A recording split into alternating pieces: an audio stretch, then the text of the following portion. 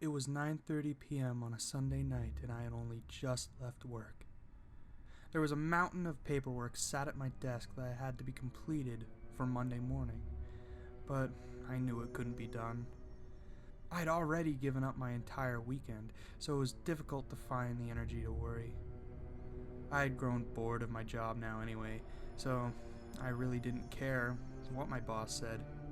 I just needed a beer. I wandered out of the office doors, through the car park, and made my way down the darkened road. Then, like that, I was free. I was 21 now, and I had reached the age where I believed I knew everything. I had long grown used to my living on my own and doing what I pleased, so I assumed I'd eventually just find a new job and be fine. My only regret that night was making the walk home. Seeing as there was only 2 ways to reach my flat, and one of them is a longer trek than the other, I could see no reason for taking the scenic route, so I set off along my usual path. The journey home usually consisted of trudging down a miserable, lifeless road in which various holes had seemed to swallow up parts of the ground, and it was the same old walk for a little while, well, until I noticed a cutoff. It was a street that I had clearly passed every day on my way home, but I had only just noticed it now. Feeling slightly confused, I decided to wander over and take a better look and hopefully refresh my mind. Smith's Avenue, it was called. With it being a small, homely street, I expected it to be somewhat pleasant, but it wasn't. It was surrounded by rotting monoliths and huge trees, making it look centuries old. At the very bottom, there was an abandoned ice cream truck that had been absorbed by the plants, while next to it was a pitch-black tunnel. There was no light coming from anywhere on the street, just a silver glow from the moon to guide my eyes. I didn't feel scared, nor did I feel the need to run away, but the street seemed very familiar, and that made me feel slightly uneasy. I was about to turn and get back to walking home when I realized I knew this street. 8 years ago, I had a friend named Eddie Burskoff. We used to play in the same street I was now looking at, but it looked a lot different when I was a child. Back then, I lived with my mom and dad, a happy life as I recall, but I lost them at a young age, and I seem to have blocked out the memories. Maybe that's why I forgot about Eddie and this street? I wasn't sure, but I knew I had to go and take a look around. Straight away, my mind was flooded with memories, mostly of looking out the window and seeing Eddie playing out. I remember kicking a football around all day, eating ice cream in the summer, riding our bikes in the sun with no worries at all. But my strongest memories were that of the tunnel.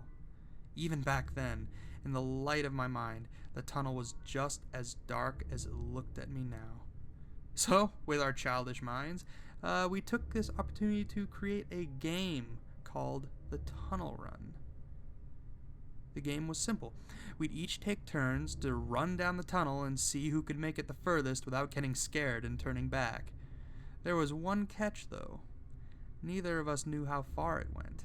If I remember rightly, neither of us even made it all the way to the end.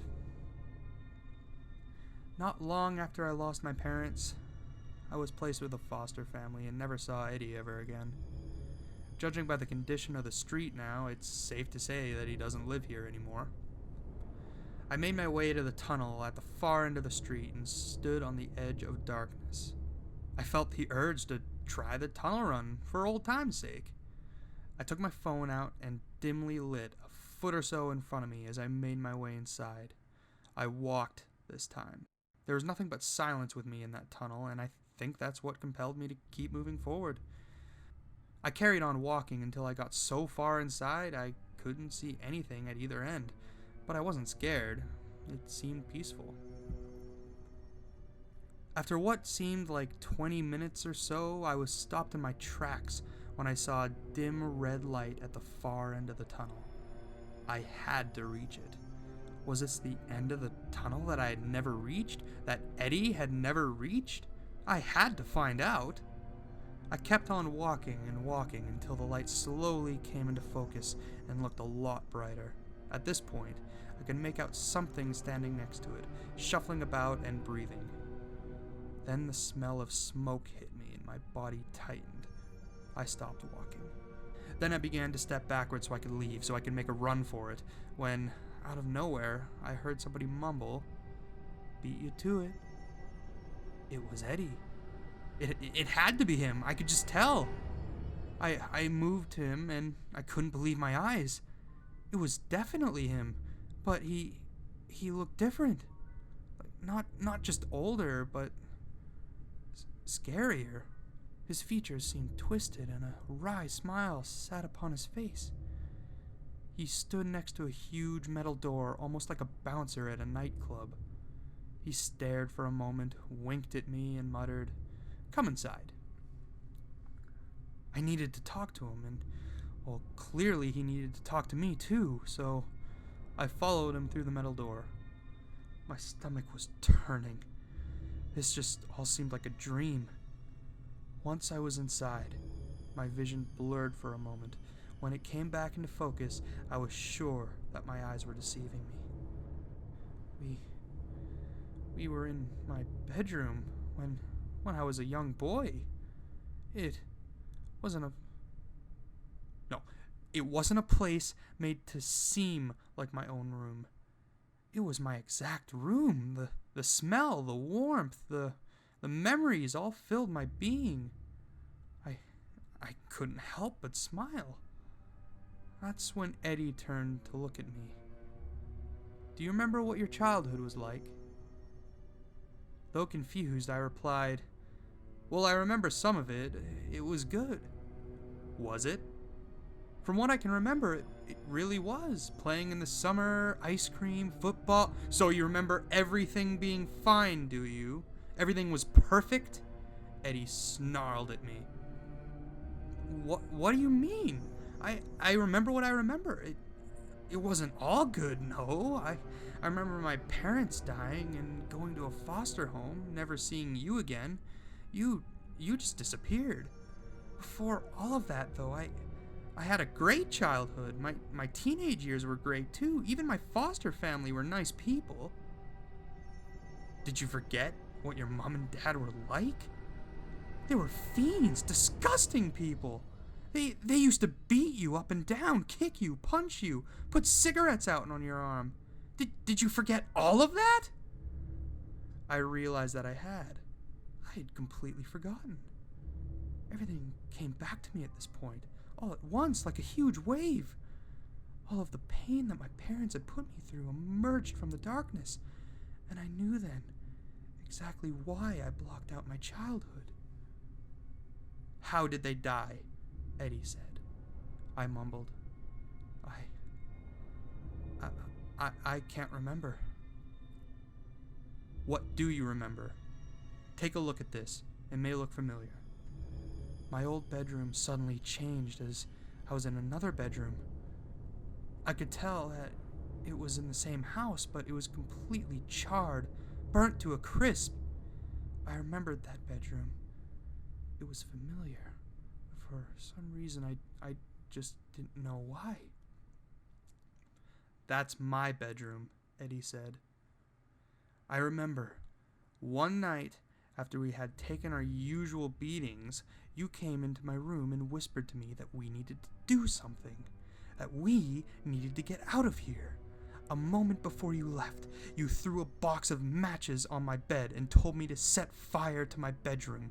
You said that it could make it look like an accident. I was young and naive, so I agreed to do it. You told me that if I did it correctly, we could leave and be happy with another family, but you left me. You ran out of the house and left me screaming in my bedroom. The fire spread so fast, I didn't know what to do. I just called out my brother's name, but nobody came. You didn't just leave our parents to die in that fire. You left me." I could see the pain and sadness in his eyes as he told me the whole story. My little brother didn't seem so scary anymore. I placed my head in my hands and cried more than I ever have. I couldn't believe it. I remembered everything, my abusive parents, my younger brother, the only good part of my childhood. All dead. All dead because of me. I blocked everything out of my younger life, but kept hold of the good memories. I got a new family, inherited every penny from my old life, and changed my name to start fresh. Nobody knowing what I had done. The authorities called in an accident. I lifted my head up with tears streaming down my face to apologize, but he was already gone. At that moment, I wanted to die. I had tried to bury my past and move on, but it didn't work. It was bound to find me sooner or later. I didn't deserve to start a new life. Eddie would never get to. I looked around the empty room to see if he was anywhere to be seen, but he wasn't. It was just me and my tears. I stepped forward and opened the huge metal door, then with a rush of light, I was right back at the top of Smiths Avenue. I glanced down at the street and it looked exactly the same as it did back in my childhood, except for one house at the end which was completely burnt. I turned away and left that street. I don't think I'll ever go back there again, but I remember everything now, and I'll never forgive myself. I just wish I could speak to my baby brother again.